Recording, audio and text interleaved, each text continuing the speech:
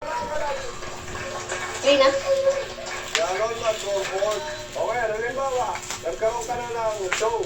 Kunwari, bida ka, tele-tele, gusto mo mag-artista, di ba?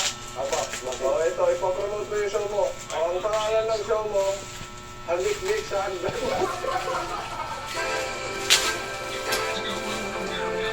Yo guys, maraming salamat sa mga sumusuporta sa akin sa Pinoy Big Brother.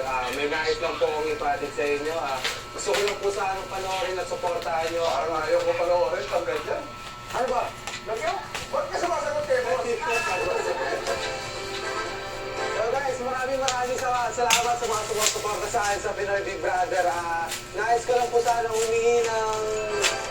Ano, donasyon? Nagpo-promote ka ng show para ka nag-aalok ng sugal. Halimbawa, ang leading lady mo si Andrea Brillante. Leading man ka dito. Halik-lik sa hagdan ng lolo ni Roldan.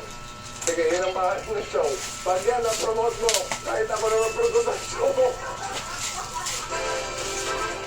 Ayos ko lang po sana kayong ibitahan na manood sa TV show ko na Halik-lik sa hagdan ng lolo ni Roldan. At ito po ang kasama ko na si Miss Andrea Brillantes and siyempre ako ang leading lady.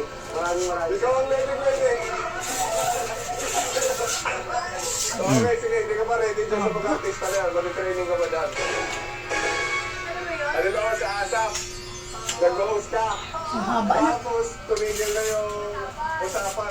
Isang pa yan. Okay na.